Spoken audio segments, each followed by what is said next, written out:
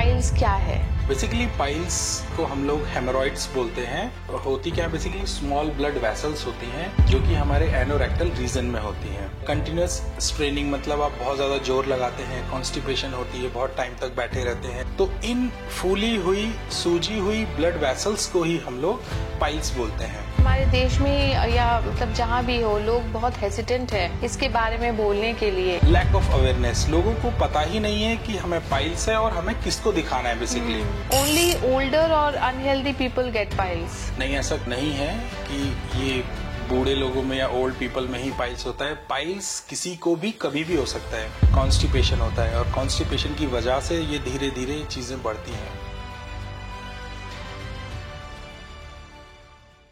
Hi everybody, आज हम लोग आए हैं डॉक्टर आर.के. सिंह के पास, जो मिनिमल इन्वेजिव सर्जन है और बैरियाट्रिक सर्जन भी। तो चलिए कुछ बातें करते हैं सर से और जानते हैं कुछ इंटरेस्टिंग इन्फॉर्मेशन। Thank you.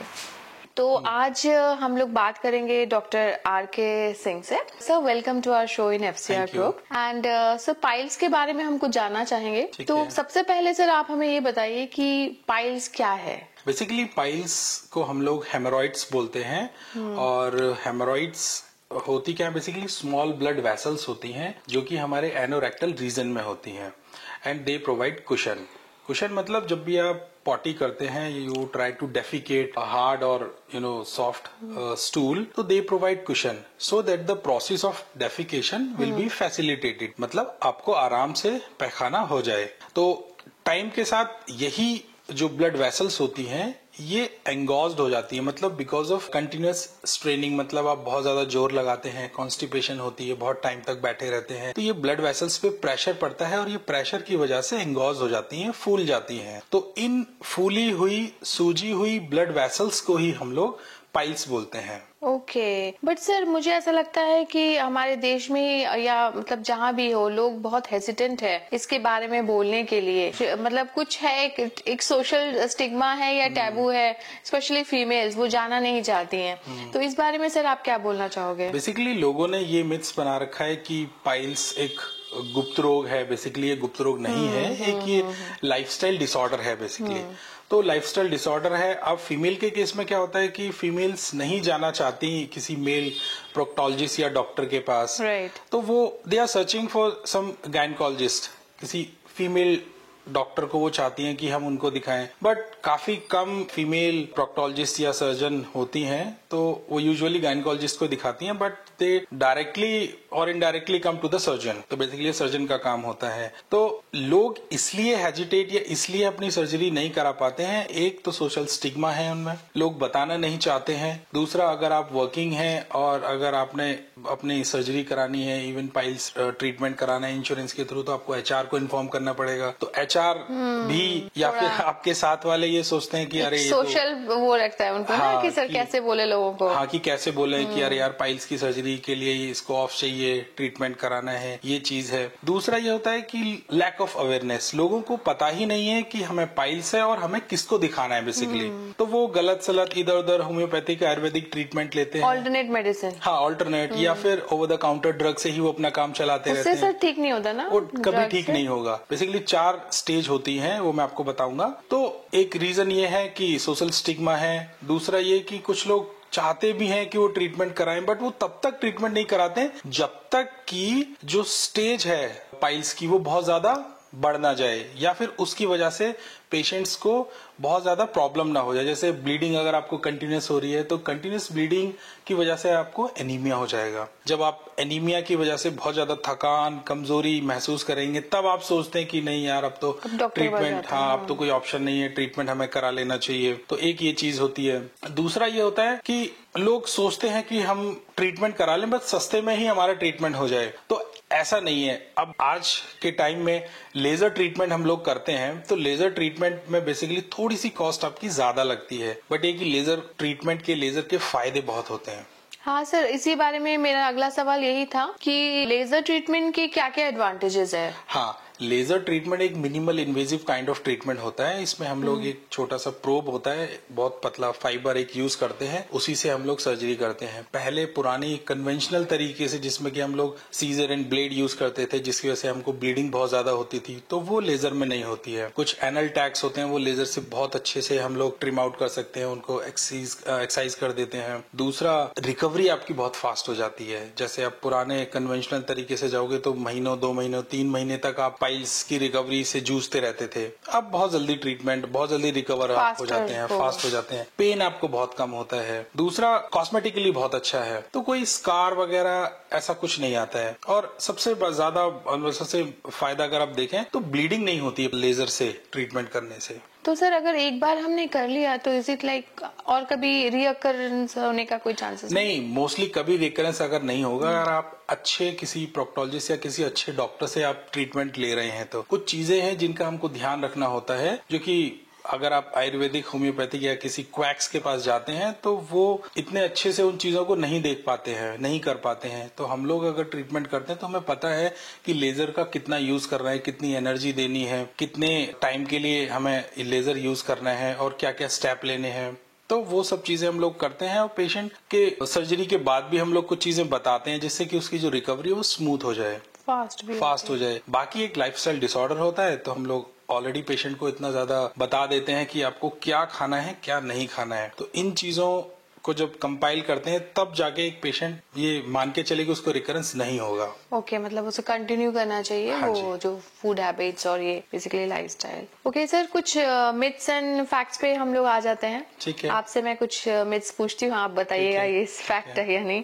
पहला मेरा मिथ है, ओनली ओल्डर और अनहेल्दी पीपल गेट पाइल्स। नहीं, ऐसा नहीं है कि ये बूढ़े लोगों में या ओल्ड पीपल में ही पाइल्स होता है। पाइल्स किसी को भी कभी भी हो सकता है।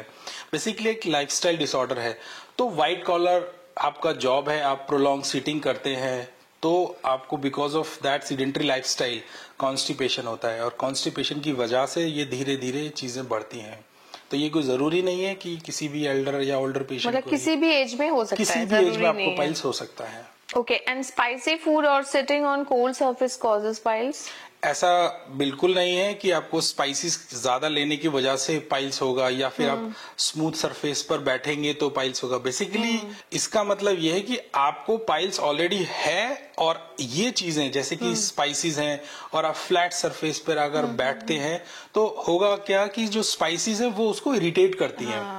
पॉटी करने के बाद आपको जलन थोड़ा सा करेगा, इरिटेशन होती है। और फ्लैट सरफेस पे बैठने का मतलब ये है कि अगर आपको एक्सटर्नल पाइल्स हैं तो जब आप फ्लैट सरफेस पर बैठते हैं तो जो फ्लैट सरफेस है वो उसको थोड़ा सा पिंच करेगी, पुश करेगी, तो उसकी वजह से आपको डिस्कम्फर्ट होता है। तो ये चीजें पाइल्स करती नहीं है, बट पाइल्स अगर आपको है तो उसको इरिटेट करेंगी, उसको एक्सरेट करेंगी। Right, okay sir. Next one, piles always causes severe pain. हमेशा पाइल्स में ऐसा नहीं होता है कि आपको हमेशा सीवियर पेन होगा। पाइल्स की 4 ग्रेड होती है, grade 1, grade 2, grade 3, grade 4। Grade 1 में इंटरनल पाइल्स होते हैं जो कि आपके पॉटी के अंदर, मतलब एनोरेक्टल रीजन में अंदर रहेंगे और वो साइलेंट ब्लीडिंग करते हैं। ओके, तो उनमें पेन नहीं होता है। ग्रेड 2 पाइल्स में क्या होता है कि जब आप डेफिकेट करते हैं तो जो ब्लड वेसल्स होती हैं वो बाहर आ जाती हैं और ऑटोमेटिकली अपने आप अंदर चली जाती है। ग्रेड 3 में क्या होता है कि वो जैसे आपने स्ट्रेन किया, डेफिकेट किया, वो बाहर आएंगी पाइल्स और फिर आपको मैनुअली वो आपको अंदर करना पड़ेगा। ग्रेड 4 में क्या होता है कि वो परमानेंटली बाहर ही रहते हैं, है ना, बाहर पूरा गुच्छा सा आप दिखेगा। एक क्या होता है सर, एक एनल टैग्स भी हो सकते हैं। अच्छा, हाँ, स्किन टैग, वो भी एक्सटर्नल पाइल्स की कैटेगरी है। तो परमानेंटली वो बाहर रहते हैं और अंदर नहीं जा पाते हैं। ठीक है, तो एक्सटर्नल पाइल्स की एक कैटेगरी होती है जिसको हम बोलते हैं थ्रोम्बोज्ड पाइल्स, जिसमें क्या होता है कि जो ब्लड वेसल्स, जो ब्लड होता है वो क्लॉट होने लगता है। जब क्लॉट होने लगता है तो वो हमेशा बाहर की तरफ रहेगा और वो बहुत ज्यादा सीवियर पेन करता है। तो पाइल्स की एक ही कैटेगरी होती है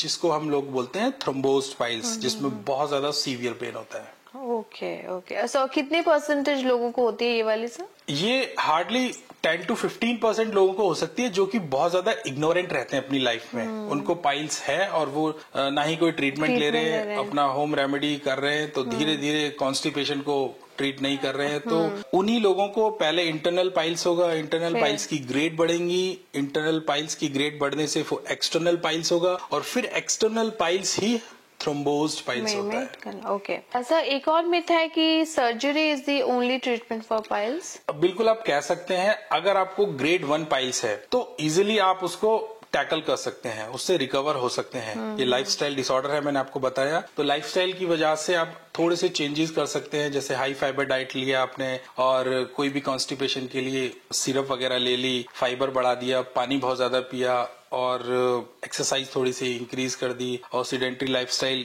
से हटके एक्सरसाइज पे जाते हैं, तो तब आप ग्रेड 1 पाइल्स को रोक सकते हैं, इवन खत्म कर सकते हैं। बट अगर ग्रेड 2 ग्रेड 3 धीरे धीरे वो प्रोग्रेस अगर कर रही है तो फिर डेफिनेटली आपको ट्रीटमेंट लेना पड़ेगा। ओके सर, एक और जो बहुत मिथ लोगों में है कि पाइल्स लीड टू कैंसर। ऐसा नहीं है कि पाइल्स से हमेशा कैंसर होगा। बेसिकली होता क्या है कि अगर आप कुछ ओल्डर पेशेंट्स को देखते हैं जिनको प्रोलॉन्ग बहुत टाइम से ब्लीडिंग है, वो ब्लीडिंग उनको रेक्टल कैंसर की वजह से है। अच्छा। बट दे एज्यूम कि मुझे ये पाइल्स की वजह से है, तो वो लोग क्योंकि दिखा नहीं रहे किसी को भी, अब रेक्टल कैंसर की वजह से ब्लीडिंग हो रही है, उनको लगता है कि ये तो पाइल्स की वजह से है, तो वो होम रेमेडी ले रहे हैं और उनको तब ज्यादा नुकसान होता है कि जिस कैंसर को हम लोग अर्ली स्टेज में ट्रीट कर सकते हैं वो स्टेज 4 हो जाता है और पेशेंट हमारे पास पाइल्स ही लेके आता है। वो तो हम लोग उसको एग्जामिन करते हैं, पता चलता है, तब पता लगता है कि नहीं ये ब्लीडिंग बिकॉज ऑफ कैंसर है। तो पाइल्स की वजह से कैंसर नहीं होता कभी भी। बेसिकली लोग एज्यूम करते हैं कि ये मुझे पाइल्स है और डायग्नोसिस नहीं करते सर वो। हाँ, अर्ली, हाँ, किसी को दिखाओगे नहीं तो आप डायग्नोसिस कैसे बनेगी? हाँ, क्वैक्स के पास चले जाएंगे और ये वो आपको ऑइंटमेंट देता रहेगा। हाँ, बस वही।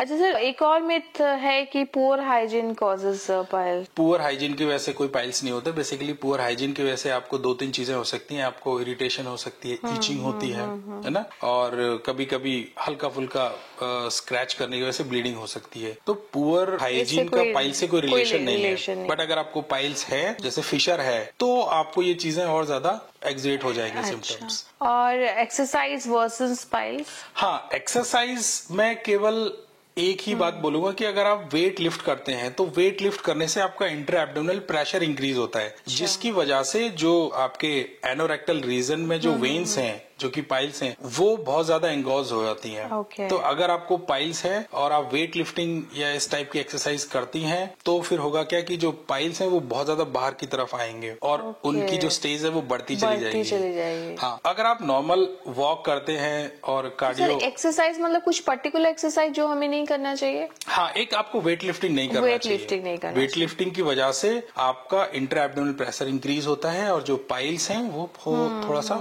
इंक्रीज होंगे। ओके। अवॉइड करना है। आप कार्डियोथोरेसिक एक्सरसाइज करो, वॉकिंग करो, जॉगिंग करो, कोई इशू नहीं है उसमें। Yoga sir? योगा बिल्कुल कर सकते हैं, कोई प्रॉब्लम नहीं है। वो कोई भी एक्सरसाइज जिससे आपका इंटर एब्डोमिनल प्रेशर इंक्रीज होता है वो डायरेक्टली हिट करता है आपके एनोरेक्टल वेन्स को। ओके। एंड सर, क्या रिकवरी टाइम हम एक्सपेक्ट करेंगे? अभी हमने मिथ और फैक्ट्स तो क्लियर कर लिया, अब रिकवरी टाइम क्या होता है? जैसे ऑफिस गोअर्स है, उनको चाहिए कि जल्दी हमें ठीक होना है। ठीक है, देखिए रिकवरी पाइल्स की डिपेंड करती है क्रॉनिसिटी ऑफ द प्रॉब्लम। अगर आपको प्रॉब्लम 4 दिन 5 दिन 1 हफ्ते से है तो डेफिनेटली आप लेजर ट्रीटमेंट लीजिए और 3-4-5 दिन में आप ठीक हो जाएंगे। बेस्ट है। आपने पाइल्स को पाल रखा है सालों से, उस पे एक्सपेरिमेंट कर रहे हैं, होम्योपैथिक, आयुर्वेदिक और ओवर द काउंटर ड्रग्स आप ले रहे हैं। अब ये सब लेने के बाद में आप डॉक्टर के पास जाके बोलते हैं कि मुझे 3 दिन में ठीक कर दो, तो कैसे पॉसिबल होगा? राइट, क्योंकि सालों से चल रहा है। तो जितनी जल्दी आप सिम्टम्स को लेके डॉक्टर के पास जाते हैं उतनी ही जल्दी उसका रिकवरी होगा और आप ठीक हो पाएंगे। Okay sir, post operative cares क्या क्या होते हैं? देखिए, पाइल्स की सर्जरी में पोस्ट ऑपरेटिव केयर में ऐसा कुछ नहीं होता है। लोगों को ये लगता है कि हमें डेली ड्रेसिंग करानी पड़ेगी, कोई ड्रेसिंग की जरूरत नहीं है। कोई ड्रेसिंग की जरूरत नहीं होती है। आप नॉर्मल रूटीन सारे काम आप कर सकते हैं। सिंपल हम लोग स्पेशली बताते हैं कि सिट्स बाथ लेना होता है, मतलब एक गर्म पानी, ल्यूकवार्म वाटर लिया हमने, उसमें कुछ हम मेडिकेशंस देते हैं, वो डालना है, आपको बैठना है। उससे क्या होता है कि ल्यूकवार्म ऑफ वाटर से जो मसल्स होती है वो रिलैक्स होती है। तो मसल जब रिलैक्स होंगी तो एनल एरिया थोड़ा सा डायलेट होता है, तो आपको इजीली पॉटी आ जाती है। दूसरा, जब हम उसमें एंटीसेप्टिक या कुछ चीजें मिलाते हैं तो थोड़े मोड़े जो भी घाव होते हैं, वुंड होते हैं, तो वो इजीली हील होंगे उससे। तो ये फायदा होता है। और एक सिंपल ऑइंटमेंट हम लोग देते हैं, वो आप लगाते रहो, बस आपकी रिकवरी बहुत स्मूथ होती है। सर फाइनली मैं ये जानना चाहूंगी, क्या इंश्योरेंस कवर्ड है? हाँ, डेफिनेटली सब that's a इंश्योरेंस में पाइल्स कवर्ड है। आप कभी भी अपना इंश्योरेंस लेके आए और अपना सर्जरी प्लान कर सकते हैं, कोई इशू नहीं है। कोई इशू नहीं है। ओके, अच्छा सर, अगर आपसे कांटेक्ट करना चाहें लोग तो कैसे करेंगे पेशेंट्स? आप मुझे गूगल पे सर्च कर सकते हैं, डॉक्टर आरके सिंह, या सर्जी असिस्ट में आप कॉल कर सकते हैं। ओके, एंड सर का फोन नंबर और एड्रेस हम लोग इस पॉडकास्ट में थ्रू आउट फ्लैश करेंगे, तो आप देख सकते हैं और सर को कांटेक्ट कर सकते हैं। तो सर हम लोग ये भी आज आपसे ये जानना चाहेंगे कि बैरिएट्रिक सर्जरी क्या है? बेसिकली बैरिएट्रिक सर्जरी एक वेट लॉस सर्जरी होती है। ये 2-3 तरीके से काम करती है। एक रेस्ट्रिक्टिव की फॉर्म में और दूसरा मेटाबॉलिक की फॉर्म में। रेस्ट्रिक्टिव की फॉर्म में ये होता है कि हम लोग स्टमक को आपके ट्रिम आउट कर देते हैं, उसका 80% वॉल्यूम रिड्यूस कर देते हैं, तो 20% वॉल्यूम की वजह से आप ज्यादा नहीं खा पाते हैं, तो ये रेस्ट्रिक्शन है। दूसरा मेटाबॉलिज्म इन द सेंस कि हम लोग जैसे स्लीव गैस्ट्रेक्टमी की बात करें तो उसमें हम स्टमक का वो पोर्शन हटाते हैं, दैट इज कॉल्ड फंडस, जिसमें कि एक हार्मोन रिलीज होता है ग्रेलिन, जो कि हंगर हार्मोन होता है, जिसकी वजह से हमें भूख लगती है। तो जब वो हार्मोन ही नहीं रहेगा तो हमें भूख नहीं लगेगी, ठीक है। और हाई एंड सर्जरी की बात करें, जैसे मिनी गैस्ट्रिक बाईपास है या और उससे ऊपर हम बात करते हैं रोएनवाई, तो इन सब में हम लोग इस तरीके से एनास्टमोसिस करते हैं कि जो मोस्ट ऑफ द जो आपका खाना होता है वो बाईपास हो जाता है। तो वो डाइजेस्टिव सिस्टम में नहीं आ पाता है। तो डाइजेस्टिव सिस्टम में अगर नहीं आएगा तो ऑब्वियसली वो बॉडी में कुछ फायदा नहीं है उसका। तो आप एक पहला काम, खाना ज्यादा नहीं खा पा रहे हैं और जितना भी खा पा रहे हैं उसको हम पूरा यूटिलाइज नहीं कर पा रहे हैं। तो इन दोनों तरीकों से वेट लॉस होता है हमें। ओके, और सर स्लीव गैस्ट्रेक्टोमी सर्जरी कैसे होता है? बेसिकली स्लीव गैस्ट्रेक्टमी में हम लोग क्या करते हैं कि छोटे छोटे पिन होल ओपनिंग करते हैं और लेप्रोस्कोपी से हम लोग आपके स्टमक में जाते हैं और आपका स्टमक जो कि बैलून की शेप में है उसको हम एक साइड से ट्रिम आउट कर देते हैं और एक स्लीव की फॉर्म में बना देते हैं। तभी ये हाँ, तो पहले जो वॉल्यूम आपका था 2.5-3 लीटर के आसपास, वो अब रह जाता है 100 से 200 ml के आसपास। तो जब वॉल्यूम हमने रिड्यूस कर दिया तो उसकी वजह से आप ज्यादा नहीं खा पाते हैं। इसी को हम लोग स्लीव गैस्ट्रेक्टमी बोलते हैं। राइट, क्या बेनिफिट्स होगा, मतलब ये बैरिएट्रिक सर्जरी करके क्या बेनिफिट्स है? बेसिकली सबसे पहले तो आपको बेनिफिट ये होगा कि आपका 60 to 80% तक, ओवरऑल मान के चले तो 70% तक आपका एक्सेस बॉडी वेट कम हो जाता है, लॉस हो जाता है। अगर आप एग्जांपल लेते हैं, आप 100 kg के हैं और आपने कोई भी स्लीव गैस्ट्रेक्टमी या बेसिक सर्जरी आप कराते हैं, तो 4 से 6 महीने के बाद आप 35 to 40% of total body weight, अच्छा, वो कम हो जाता है। मतलब आप 100 kg के थे तो आप 65 या 70 के आसपास आप रह जाते हैं। ये फायदा हमें बेसिकली मिलता है। दूसरा, अगर आप बहुत दिन से ट्राई कर रहे हैं, आप बीइंग ए फीमेल हैं और आप फैमिली प्लान कर रहे हैं, कंसीव नहीं हो पा रहे हैं बिकॉज ऑफ ओबेसिटी, तो आपका कंसेप्शन में आपको हेल्प मिलेगी। हाँ, जो प्रेग्नेंट जो फीमेल है जो कि प्रेग्नेंट नहीं हो पा रही है ओबेसिटी की वजह से, तो वो प्रेगनेंसी उनको हो जाती है। दूसरा, अगर आप ओवरवेट की वजह से आपको लोअर बैक पेन है या नी पेन है तो उसमें आपको आराम मिलेगा। नेक्स्ट, अगर आप स्नोरिंग करते हैं, खर्राटे आते हैं आपको बिकॉज ऑफ इस मोटापे की वजह से, तो आपके खर्राटे धीरे धीरे ग्रेजुअली ठीक होने लगते हैं। सबसे ज्यादा फायदा जो हमको होता है इसमें, कोमॉर्बिडिटीज लाइक डायबिटीज अगर है, हाइपरटेंशन है, और भी कोई इशू है, थायराइड है, तो ये दोनों तीनों जो चीजें हैं इनकी मेडिकेशंस धीरे धीरे ग्रेजुअली 1-2 साल के अंदर अंदर वो कम होने लग जाती है और इवन आप मेडिकेशन बंद कर देते हैं एक पर्टिकुलर टाइम पे आके, क्योंकि आपका जो डिजायरेबल वेट है वो आ जाता है। राइट सर, जो भी पॉडकास्ट देख रहे हैं वो यही सोच रहे होंगे कि क्या ये मोटापे वाली सर्जरी मेरे लिए है, उनको आप क्या बोलोगे? देखिए, अगर आप BMI कैलकुलेट करना जानते हैं, जिसको हम बोलते हैं बॉडी मास इंडेक्स, तो इस BMI को जब आप निकालते हैं और आपने देखा कि आपका जो BMI है वो 18 to 25 है, तो एक हेल्दी BMI माना जाएगा। अगर आपका BMI 30 के आसपास है तो आप एक ओबीज पेशेंट होते हैं। 35 के आसपास अगर हो जाता है तो आप क्लास 1 ओबीज में आ जाते हैं। 35 से 40 के आसपास क्लास 2 में, 40 से फिर ऊपर आ जाता है तो वो क्लास 3 में सुपर ओबीज पेशेंट, जो कि 50 से प्लस में BMI होता है। तो इन ग्रेड के हिसाब से हम लोग क्लासिफाई करते हैं पेशेंट्स को। तो अगर आप क्लास 1 ओबीज में हैं तो आप एक ब्रियाट्रिक पेशेंट हैं, आपको ब्रियाट्रिक सर्जरी करा लेनी चाहिए। Right, okay sir. सो आपकी इन्फॉर्मेशन मतलब हम लोग इतने सारे लोग मोटापे से मैं भी जूझ रही हूँ, so definitely it will help us. और सिर्फ कॉस्मेटिक ब्यूटी के लिए नहीं, हेल्दी लाइफस्टाइल और अपना हेल्थ ठीक करने के लिए भी इम्पोर्टेंट है ये सर्जरी। तो सर को प्लीज आप लोग कांटेक्ट करिए, सर का नंबर हम लोग और एड्रेस फ्लैश कर रहे हैं, तो आप एनी टाइम इनको कॉल कर सकते हैं। सर बेरिएट्रिक सर्जरी क्या इंश्योरेंस में कवर्ड है? ब्रियाट्रिक सर्जरी ऑलमोस्ट आपके इंश्योरेंस में कवर्ड हो जाती है, डिपेंडिंग ऑन आपका इंश्योरेंस क्या है। कुछ इंश्योरेंस में कैपिंग होती है कि वो 2.5 लाख ही प्रोवाइड कर पाते हैं, उससे ऊपर आपको देना पड़ता है, या फिर फुल्ली कवर्ड होती हैं, या फिर कुछ इंश्योरेंस होते हैं कि जो बिल्कुल भी कवर्ड नहीं करते हैं, तो उसके लिए आपको बात करनी पड़ेगी। या फिर आपका अब प्रॉब्लम में है और आपने इंश्योरेंस ले रखा है तो फिर आपको वो इंश्योरेंस आपको स्विच करना पड़ेगा, क्योंकि अगर आपको प्रॉब्लम है और आपने ऑब्वियसली इंश्योरेंस या हेल्थ इंश्योरेंस लिया है तो और आपको उसको बेनिफिट नहीं ले पा रहे हैं तो आपको कुछ ना कुछ तो करना पड़ेगा। बट ओवरऑल इंश्योरेंस में ब्रियाट्रिक सर्जरी नाउअडेज फुल्ली कवर्ड है। पहले शायद नहीं था सर, अभी हाँ, हो गया। पहले नहीं था क्योंकि लोग मानते थे कि कॉस्मेटिक रीजन की वजह से लोग करा रहे हैं, बट नाउ ब्रियाट्रिक मतलब ओबेसिटी की वजह से लोगों को जो प्रॉब्लम हो रही है तो डेफिनेटली वो एक मॉर्बिड स्टेज में पहुंच जाते हैं, तो उनको ट्रीटमेंट लेना ही पड़ेगा। नेसेसिटी बन गया आज। हाँ, obviously. Okay, thank you sir for your time today.